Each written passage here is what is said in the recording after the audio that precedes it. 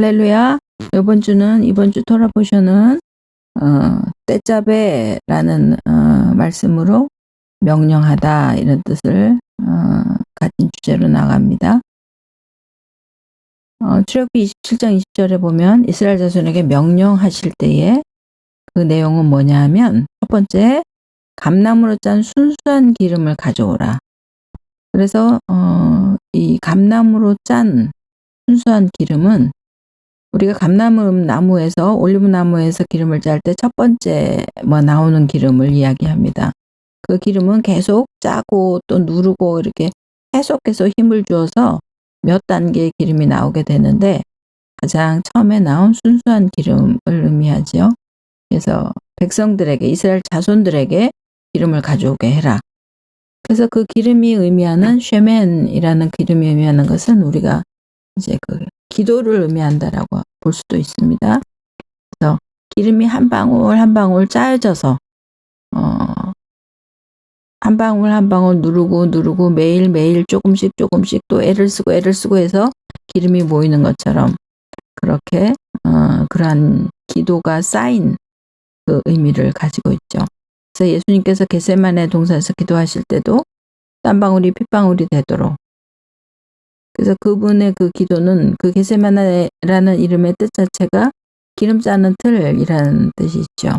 그래서 그 기름을 짜듯이 온 몸에 진액을 다하여서 기도하셨던 그것처럼 그러한 기도들이 모여서 이제 기름이 된다. 그러한 기도들이 모여서 어쩌면 불을 밝히는, 세상에 우리가 예수님께서 말씀하시듯이 세상에 빛을 밝히는 자로 너희는 세상의 빛이다라고 말씀하셨던 그 빛을 비추는 자로 드러나는 것은 어떤 한순간의 은사나 능력에 의해서 되는 것이 아니라 끊임없는 기도의 삶, 또 나 자신과의 싸움에서 나오는 그런 것들이 빛으로서의 우리의 삶을 만들어가는 것이죠. 그래서 이스라엘 자손들이 가져와야 합니다. 그 기름은 제사장들이 대신 그 기름을 짜주는 것이 아니라 이스라엘 자손들이 가져오는 것이죠. 그 등불을 위해서 내게로 가져오게 하라. 그래서 우리는 우리의 날마다의 삶을 통한 기도, 또 그런 것들이 합쳐져서 빛을 비추는 역할을 하는, 또 등불을 끊이지 않게 등불을 보살피는 자들과 함께 하나님의 성막을 성막을 만들어가는 것이죠. 끊이지 않게는 계속 타미드라는 단어를 쓰는 계속 그 빛이 비추어지는 것들을 의미합니다. 그래서 등불을 위하여 가져오라. 우리가 알고 있는 그 메노라는 사실 이제 거기에 기름이 쌓이고 또 필요한 불을 피우는데, 성막에 불을 피우는데 합당한 불을 가지고 와서 당겨지면서 이제 메노라가 그 빛을 발하게 되죠. 그리고 난 다음에 아론과 그의 아들들에게는 회막안 증거기의 앞 휘장 밖에서, 즉 속죄소가 있는, 지성소가 있는 그 회막, 그 지성소와 성막을 구분하는 그 막이 있죠. 그 막 앞에 휘장 밖에서, 그 휘장 앞 밖에서 저녁부터 아침까지, 그러니까 저녁부터 아침이 되면 하루가 되는 이스라엘의 시간법을 따라서 하루 종일 여호와 앞에서 그들을 보살피게 하라. 그 보살피다라는 의미는 정리하다, 정돈하다, 이제 그런 의미가 있습니다. 그래서 제자리에 놓고 그 등불이 밝혀지도록 하면서 이는 이스라엘 자손들이 대대로 지킬 규례니라. 그래서 처음에 명령하신 것은 이스라엘 자손들에게 기름을 가져와라. 그리고 두 번째는 아론과 그의 아들들이 그 등불이 꺼지지 않도록 보살피고 빛을 발하도록 해라. 이것이 이제 명령인 것이고, 이제 28장부터 나오는 것을 보면 이제 제사장들, 그 아론의 아들들, 네 아들이 나오죠. 나답과 아비후와 엘라살과 이다말. 근데 이제 뒤에 나오는 거 보면 나답과 아비후가 성전에 합당하지 않은 불을 가지고 와서 붙이다가 하나님께로부터 죽임을 당하죠. 그리고 그다음에 이제 엘라살과 이다말이 그 뒤를 이어서 계속 제사장직분을 행하게 되는데 2절에 보면 내형 아론을 위해서 거룩한 옷을 지어서 영화롭게 아름답게 만들어라. 이 아론이라는 사람이 어떤 사람인지 우리가 알죠. 모세가 이렇게 산에 올라가서 계명을 받는 동안 밑에서 금송아지를 만든 자입니다. 그래서 이 아론이 제사장의 그 역할을 할 수 있게 되는 것은 아론의 어떤 인격이나 자격이 아니라는 것들을 우리가 분명히 알게 되죠.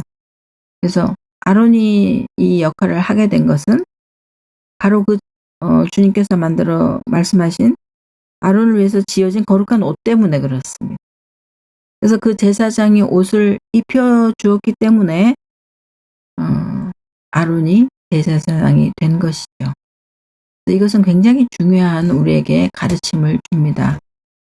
우리가 그리스도인이 된 것이 에베소서 2장 8절에 얘기한 것처럼 우리의 구원을 자랑할 수 없는 것은 그것이 우리로 말미암은 것이 아니라 바로 주님이 우리에게 예수야의 보혈의 옷을 입혀주셨고 예수로 옷 입혀주셨고 우리에게 그 생명을 얹어주셨고 하는 그런 주님의 은혜 때문에 우리의 주체성, 하나님의 자녀라고 하는 주체성을 통해서 우리를 하나님의 사람으로 옷을 입혀주셨고 하나님의 사람으로 만들어주신 것이죠. 그래서 아론이 제사장이 될 수 있었던 이유, 또 그 다음에 더 중요한 것은 그 아론의 옷을 만들어 입히는 자의 역할입니다. 그것은 누가 하면 모세에게 하라고 하죠. 거룩한 옷을 지어서 영화롭고 아름답게 만들어라. 그런데 그 옷은 누가 만드냐면 내가 지혜로운 영으로 가득 채운 자들에게 아론의 옷을 지어 입히게 하라라고 말씀하십니다. 그래서 그 옷을 지어 입히는 것도 옷을 만드는 것도 아론을 만들어 가는 것이 옷이 것처럼 또 옷을 만들어 가는 것도 하나님의 영으로 지혜를 얻은 자들이 할 수 있는 것이죠. 그래서 우리에게 하나님께서 지혜를 주시고 또 은혜를 주시고 재능을 주신 것은 어떻게 보면 누군가를 세우는 누군가의 그 옷을 입히기 위한 것이라는 사실을 생각하게 합니다. 덮어주는 그 사람의 어떤과 상관없이 확 덮어주어서 그를 영화롭고 아름답게 만들어 가고자 하는 또 그렇게 만들어 갈 수 있는 누군가의 역할, 바로 그 역할이 이제 교회 역할이고 우리의 역할이고 공동체에게 주어진 제사장을 세우는 이야기고 또 어떻게 보면 제사장으로서의 역할이고 이런 모습들을 우리가 기억하죠. 이 일을 감당한 그 모세는 사실은 이 아론 자신의 육신적인 형이었지만 결국 이스라엘 백성 가운데 제사장적 가문을 세워가는 영적인 형을 만들기 위해서 애쓴 모세의 사역들을 우리가 보게 됩니다. 그래서 그 뒤에 나오는 4절 이후에 나오는 은폐와 애복과 겉옷과 반포속옷과 관과 띠 이런 것들은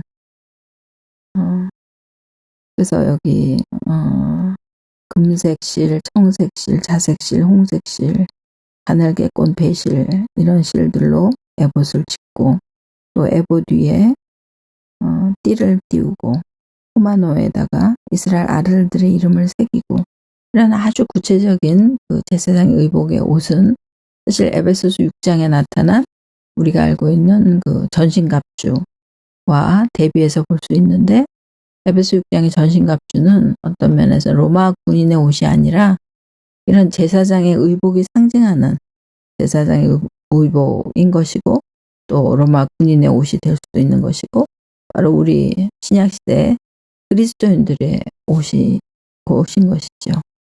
그래서 오늘 이 주께서 명령하신 첫 번째 명령 등불 기름을 준비해라. 그리고 기도의 불씨를 꺼뜨리지 말아라. 그 다음에 제사장을 세워라. 그리고 그 제사장에게 세우기 위한 옷을 만들기 위한 그 하나님의 지혜가 있어야 한다.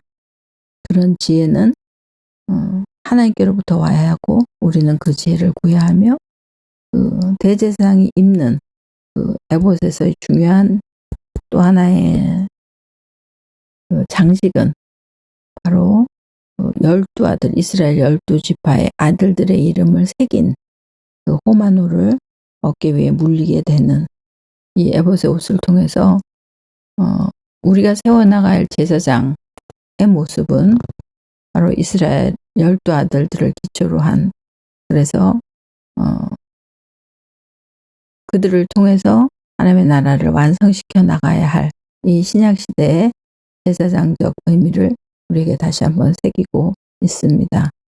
하나님, 정말 우리가 이 구약의 프로포션을 보면서 또 본문 안에서 발견하는 것은 얼마나 우리의 신약적 삶과 실제로 어쩌면 우리의 신약적 삶을 더 구체적으로 풀어주고 있는 것이 구약일 수 있다라는 이 사실을 우리가 발견하게 되죠.